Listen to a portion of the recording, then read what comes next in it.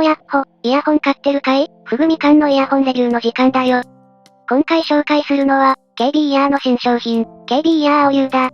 1ダイナミックドライバー、全金属製の外装、それから、目を引く全面鏡面仕上げと、1万円クラスならではのプレミアム感に溢れる一本。ちなみに、現在は発売直後ということで、2000円オフのクーポンが出て、8000円程度で購入することができる。1万円クラスと同じ水準の仕様を持ちながら、若干お得な値付けをしてくるあたりが、低価格系がルーツにある KB イヤーらしい仕様だな。ちなみに、同じ KB イヤーの全面鏡面仕上げの製品というと、一年ほど前に発売された2万円クラスのオーソドックスな1ダイナミックドライバーイヤホン、KB イヤーオーロラを思い出すんだけど、今回紹介する KB イヤー青 U が、かつてのオーロラのポジションを置き換えられる存在なのかも注目が集まるな。詳しく見ていこう。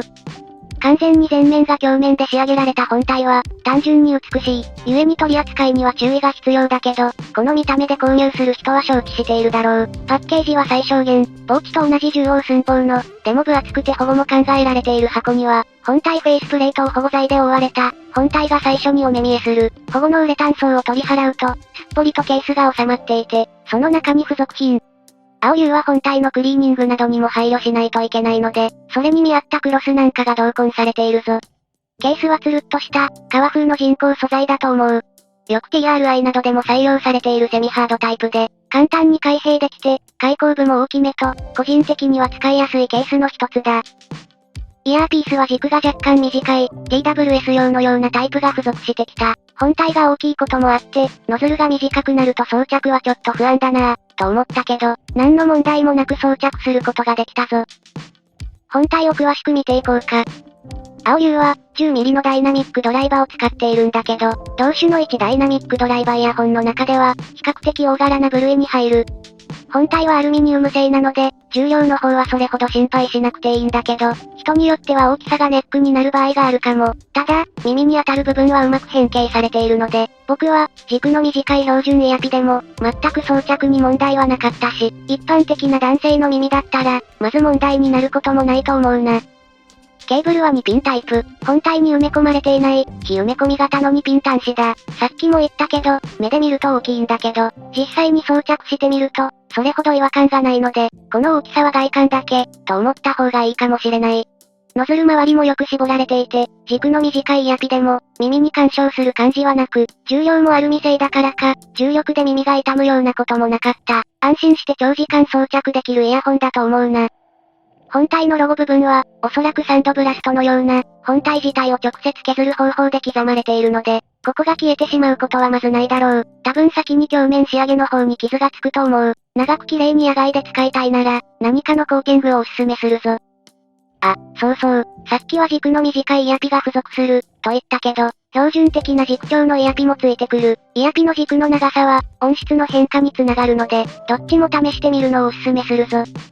というわけで、外装に関してはこんな感じ。インパクトのある、大型の鏡面仕上げイヤホン、という外観と、オーロラや、TRI、KAI などと比較して改善された装着感が魅力だ。オーロラはもっと重量があったり、大きかったりで、人を選ぶイヤホンでもあったからな。内装についても見ていこうか。青 U は、中華イヤホンブランドで最も多く採用されている、10mm のダイナミックドライバーを採用している。このイヤホンに採用されている 10mm イヤホン、振動板は PUPE 系、いわゆるスーパープラスチックを複合した樹脂系振動板だ。この表記の振動板は、輸入系のイヤホンで多く見られるもので、全体に柔らかく、それでいてある程度分離感もある音色のものが多い。最近は、同じ樹脂系振動板の LCP、リキッドクリスタルポリマー、液晶ポリマー振動板とも呼ばれる素材に押されがちだが、複合樹脂振動板は最もオーソドックスで、安牌の振動板とも感じられるな。確か、オーロラは、樹脂ベースにチタンコートを施したもの。また、同じような金属仕上げで、同価格帯で現在人気の、HZ サウンドのハートミラーが採用する、カーボン系振動板とも異なる素材を採用しているところからも、それらの意識せざるを得ないライバルたちとの差別化もうまくできていると思う。というわけで、外観、内装に関してはこんな感じ。鏡面仕上げ、10mm ダイナミックドライバーなどなど、ライバルに近しい仕様ではあるんだけど、振動板をあえて変えてきたあたりで、しっかり差別化を感じるな。それから、この価格帯では一番鏡面仕上げの精度が素晴らしいので、その点も評価したいところだ。それじゃあ、音色を見ていこうか。このイヤホン、先ほども言った通り、ちょっといい価格の1ダイナミックドライバという、揃えてよし、初めて手を出してよし、な価格帯に位置している。今、この価格帯は驚くほどの激戦地なわけだけど、このイヤホンは、生き残れます。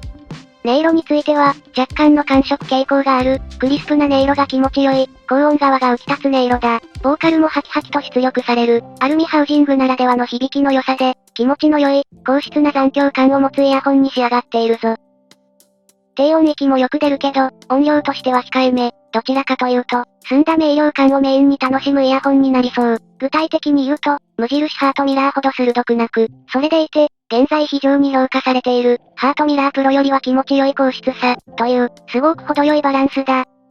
似たような価格帯で訴求している、DRI-KAI との音の違いが気になるんだけど、こちらの方がはつらつとしていてスピード感があり、低音からサブベースもバランスよく出るけれど、中高音域の明瞭さに重点があり、中音域もしっかり厚みはあるものの、明瞭さ、分離感を大事にしたイヤホンだと思う。ちなみに、この分離感の力強さは、イヤーピースを長い軸のタイプに交換することで、緩和することができるので、こういう意味でも2種類のイヤーピースを付属したんだと思うな。個人的には、よりロスがない印象の、短い軸長のイヤーピースをおすすめするぞ。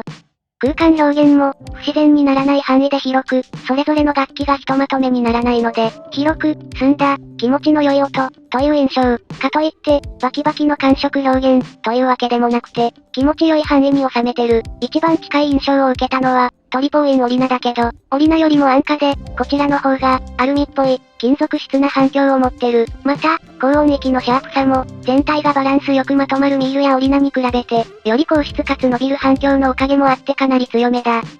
それでいて、刺さらない。同じ KB イヤーだと、KB イヤー INK が価格帯が近いカーボンナノチューブだけど、あれにもうちょっとサブベースを加え、弾力感をつけて、高音の刺激感をうまく抑えたのが青 U だ。1万円周辺のトップグループに収まる仕上がりで、気持ちよく高音が伸びる。でも痛いほどではない。そんなイヤホンが好みの人、なおかつ、低音側にも量感がないと、音が軽くなりすぎるんだよな。と、わがままな希望を持ってる人、その人にピタッとハマるのが、青 U だと思うな。サブベースは高音域がよく伸びるので、抑制的かというとそんなことはなく、ドラムンベースや EDM を聴いても、しっかりと満足できる量感がある。ただ、ゴリゴリに低音が出る機種と比べたら少ないんだけど、その分高音が入るので、これはこれで良いバランスだ。というわけで、基本的に高音がよく伸び、中音域も気持ちよく響き、サブベースも不足なく、量感もしっかりある。でもって、空間表現も不自然でない範囲で広く、力強い他音域にボーカルが飲まれず、しっかり輪郭も保つ、という、美味しいとこをきちんと抑えたバランスに仕上がってるぞ。激戦区の1万円クラスに、気持ちよい高質な高音域を持つ、新選択肢、それが、KB イヤー OU だ。ついでに、スマートフォンに直接つなげた場合の音質も話しておこうか。インピーダンスは32オームと高めだけど、鳴らせないわけじゃない。変わらず気持ちよく伸びる高音域だけど、ちょっと中音域周辺のキレが落ちる気がする。この中音域の解像度の下がり方と、ボーカルが若干人工的にエッジが立つ印象で、聞けなくはないけど、できればちゃんとした DAC なんかを経由して聞いてほしいところだ。